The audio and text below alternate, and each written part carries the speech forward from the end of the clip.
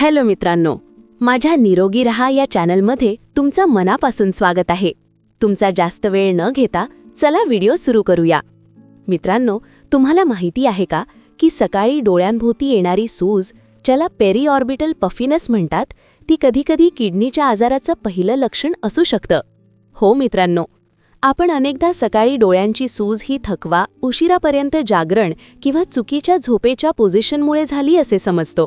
पण हीच चूक कधीकधी गंभीर आजाराचा इशारा असू शकतो.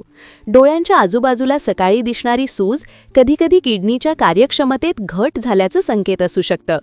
नेफ्रोलॉजी तज्ज्ञांच्या मते किडनीच्या समस्येच्या सुरुवातीच्या लक्षणांमध्ये डोळ्यांची सूज खूप महत्त्वाची असते.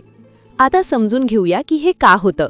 जेव्हा किडनीची फिल्टरिंग युनिट म्हणजे नेफ्रॉन योग्यरित्या काम करत नाही, तेव्हा शरीरातून प्रोटीन लीक होऊ लागतं, विशेषतः अल्ब्युमिन नावाचं प्रोटीन. हे प्रोटीन शरीरात द्रव म्हणजे पाणी संतुलित ठेवण्यास मदत करतं. पण जेव्हा हे प्रोटीन लघवीतून बाहेर जाऊ लागतं, तेव्हा शरीरातील द्रव ऊतकांमध्ये साचतो, ज्यामुळे चेहरा आणि डोळ्यांच्या भोवती सूज दिसते. मित्रांनो, आता जाणून घेऊया की ही सूज सकाळीच जास्त का दिसते.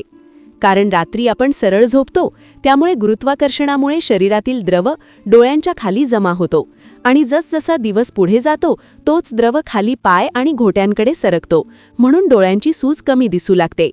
या इतर लक्षणांकडेही कृपया लक्ष द्या, जसे की फेसाळ म्हणजे फोमसारखी लघवी, पाय आणि घोट्यांमध्ये सूज, थकवा आणि अशक्तपणा, वाढलेली ब्लड शुगर.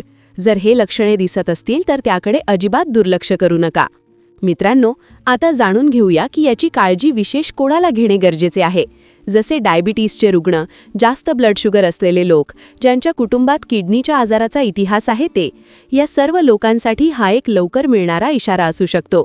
मित्रांनो, किडनी आपल्या शरीराच्या अनेक महत्त्वाच्या कार्यांशी जोडलेली आहे, जसं हृदयाचं आरोग्य तसेच ब्लड शुगरवर नियंत्रण. म्हणून सुरुवातीची लक्षणे, विशेषतः डोळ्यांची सूज, कधीही दुर्लक्ष करू नका.